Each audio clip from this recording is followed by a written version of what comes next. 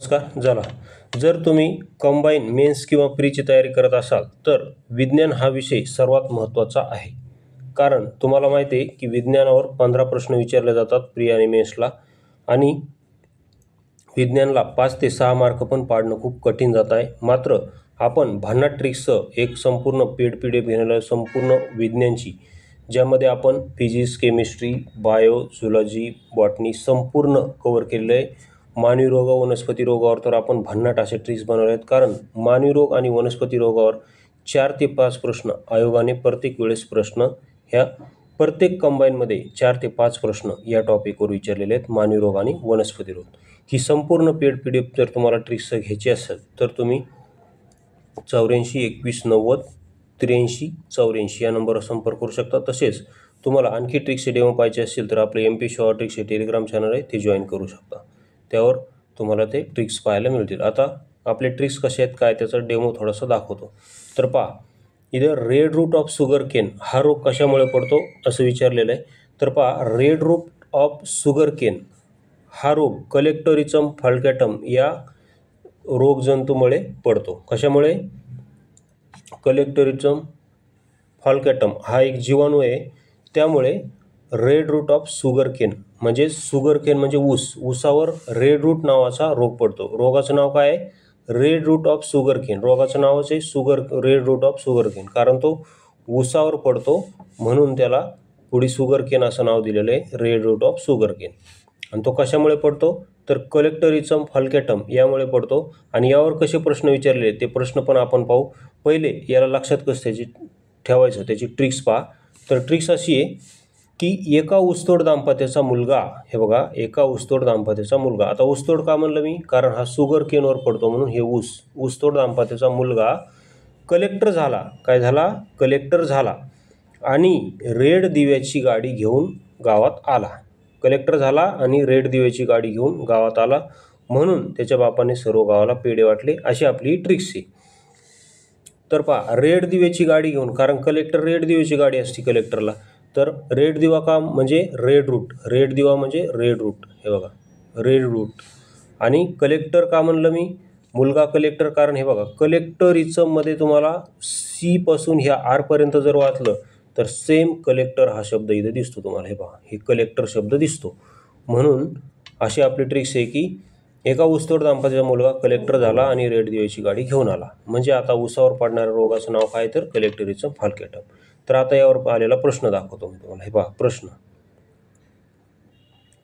तर इथं प्रश्न आहेत, हे बघा इथं कंबाईन ग्रुप C मेन्स 2023ला प्रश्न आला होता. हे बघा, इकडे वनस्पती रोग आणि इकडे कारक जीव. तर अयोग्य जोडी ओळखायची होती. कंबाईन ग्रुप C मेन्स 2023ला आला होता. तर अयोग्य जोडी ओळखायची होती. तर पहा इथं सिट्रस कॅन्कर झॅन्थोमोना सिट्री ही जोडी योग्य आहे. त्यानंतर ही जोडी योग्य आहे. त्यानंतर rust of wheat Puccinia triticina ही जोडी पण योग्य आहे. आणि ergot of bajra Cercospora personata ही जोडी चुकीची आहे. आणि red root of sugar cane पहा, red root of sugar cane Colletotrichum falcatum ही जोडी बरोबर आहे.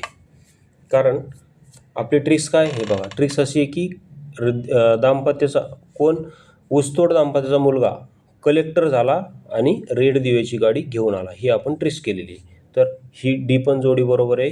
C जोडी येते चुकीची आहे. आता C जोडी का चुकीची आहे ते पण सांगतो. कारण आपण संपूर्ण रोगांच्या ट्रिक्स बनवलेल्या आहेत, नुसतं एकच नाही, संपूर्ण रोगांच्या ट्रिक्स आपण बनवलेल्या आहेत. तुम्ही आपल्या टेलिग्राम चॅनलला व्हिजिट देऊन तिथे पाहू शकता. संपूर्ण आपण तिथे टाकलेलं आहे. तर पहा, रस्ट ऑफ व्हीट हे बरोबर आहे. तर अर्गॉट ऑफ बाजरा सर्कोस्पोरा पर्सोनाटा हे चुकलेलं आहे. कारण हे जे पर्सोनाटा आहे, हा पर्सोनाटा रोग बाजऱ्यावर नाही तर भुईमुगावर पडतो. कशावर पडतो? भुईमुग. मग इथं अर्गॉट ऑफ बाजराच्या ऐवजी इथं काय पाहिजे होतं?